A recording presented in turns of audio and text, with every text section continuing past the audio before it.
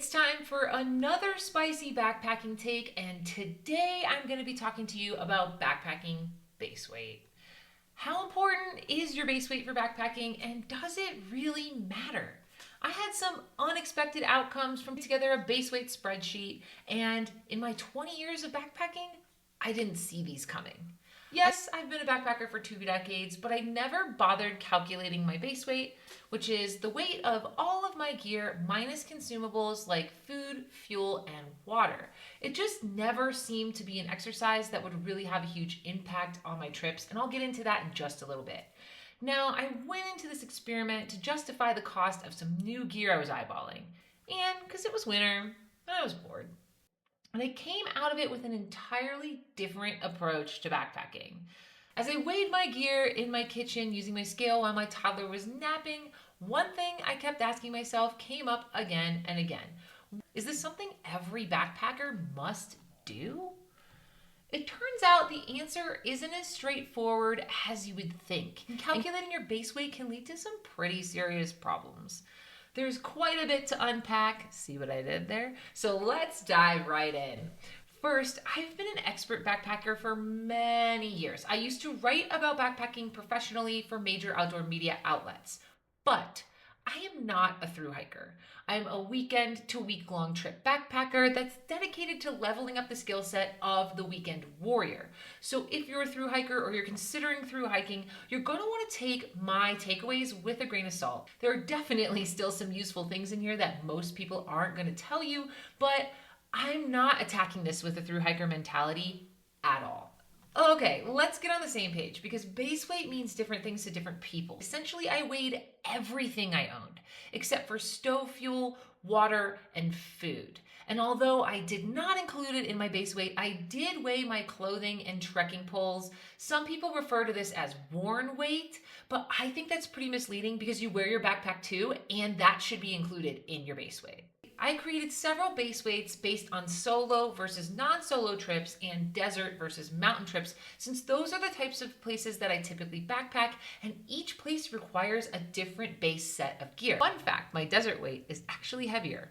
So my first immediate benefit from this list was that I could create a custom base weight based on specific trips. And this proved to be really handy on my last Grand Canyon adventure, where I dealt with everything from hauling water in the heat to snow on the trail. So right off the bat, there's a benefit with base weight of knowing how much your pack is going to weigh, so you can decide on packing certain luxuries like an extra camp shirt. But the main point of the exercise was to see where I was at and where I could improve. Could I justify spending money on a newer, lighter pack and a one-person tent? I was inspired to embark on this nerd hole when I went on my first solo backpacking trip a few months prior. I learned a couple of key things on this trip. Number one, I loved going out solo. I'm a toddler parent, so nobody needs me, no one's touching me, and it's quiet. Amazing. But my pack weight was a little brutal. With the water haul and caching water, I was at 39 pounds all in. Yikes. I didn't have any solo backpacking equipment, and I wanted to see how much of an impact purchasing a new tent and a new pack would have on my system. So why was I, a professional outdoor rider, not calculating my base weight to begin with, and what was I doing instead? Obviously, this was not my first rodeo. I had been backpacking for nearly 2 decades before I calculated my base weight, and my strategy was really simple.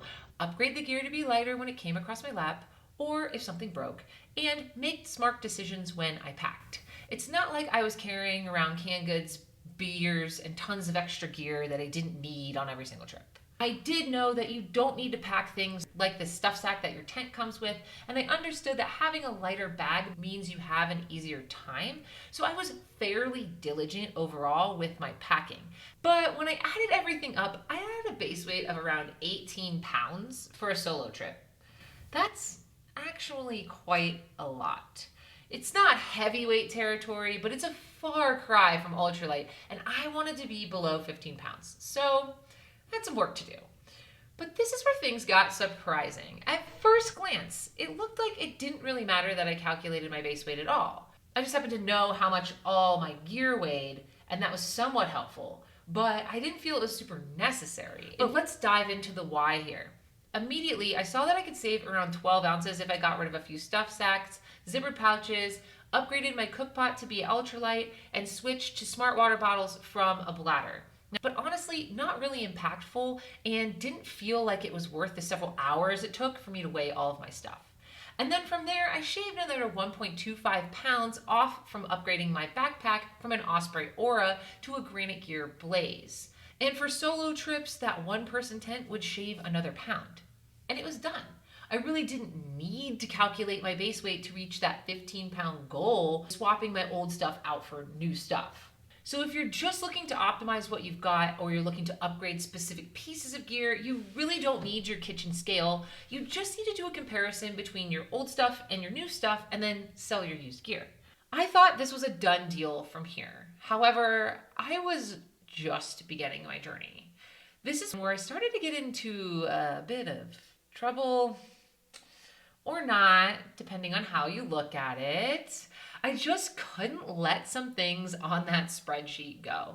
And I want to preface this by saying you are no less of a backpacker if you are carrying 20-pound base weight than if you are carrying an 8-pound base weight. Some of us can exist cold soaking our food and sleeping on a 1/4-inch thin foam pad, and some of us don't enjoy that. Specifically me. I do not enjoy that, nor do I strive to be ultralight. I really strive for a balance. I've had my shoulder rebuilt and I birthed a child. You could not pay me to sleep on a piece of Tyvek without a very robust sleeping pad, and I have a wide rectangular pad that would make the ultralight community cringe, and I'm not sorry for it. But I'd rather have a good night's sleep than carry less weight. To me, that's being more efficient. I also enjoy going on day trips when I backpack, and I don't have Z-Packs money lying around, so trekking pole shelters aren't for me either. Automatically, I'm ruled out of that 8-pound category. And that's totally okay. We all have the things we can and can't live without, and that's going to vary from person to person, and frankly, it really doesn't matter.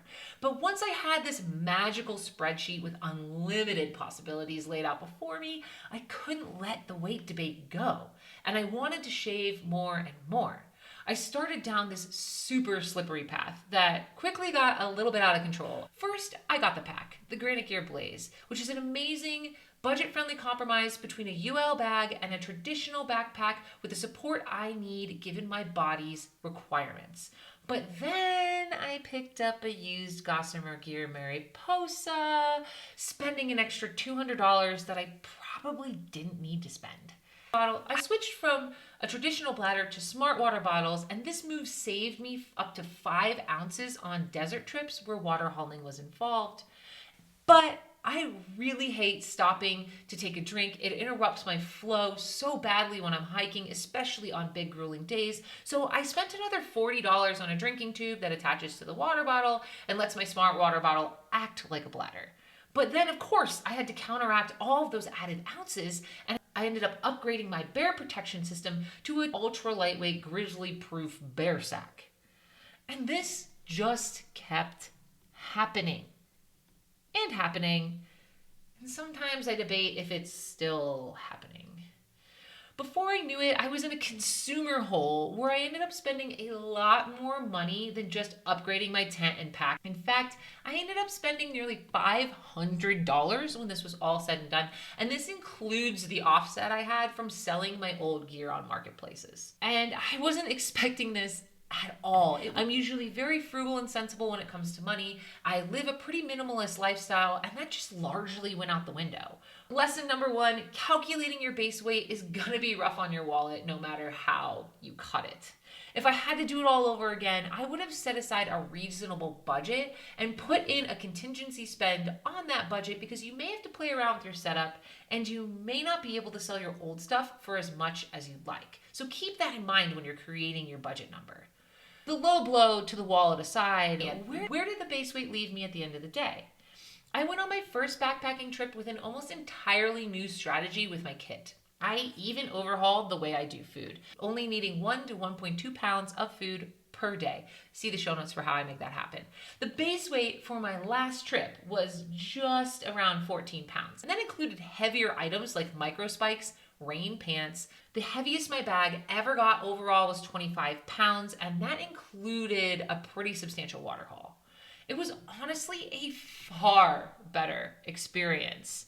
And it wasn't the weight that made everything feel better. I'm pretty much a workhorse. I can haul it if I have to.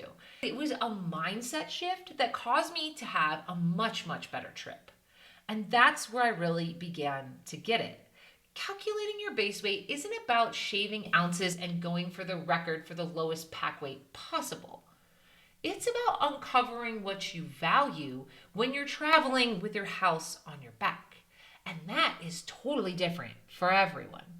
I certainly didn't start my base weight journey with the goal of becoming an ultra lightweight backpacker, but I did get my base weight down to an impressive 13 pounds for most trips, which is really great for me. However, what felt best about all of that was that I know that I'm only bringing what's essential, optimal, and dialed for my personal comfort and style.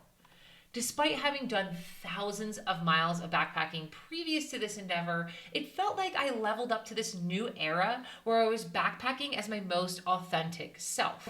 I had really dialed into a kit I loved, not just one I used. And it made me enjoy the sport way more than I ever have previously. You're not gonna get that without taking a really critical eye to your kit.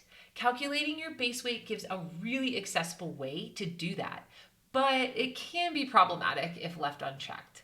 Is it necessary? Absolutely not. I enjoyed backpacking just fine before I dove in, but was it worth it? Absolutely. I feel so much more empowered with my skill set and gear. Of course, it takes some money to do that, and not everyone has the means. If you're short on change and you're looking for a quick way to scrap weight from your backpacking kit, then you're gonna wanna watch my next video where I give you low to no cost ways to shave over 8 pounds from your base weight.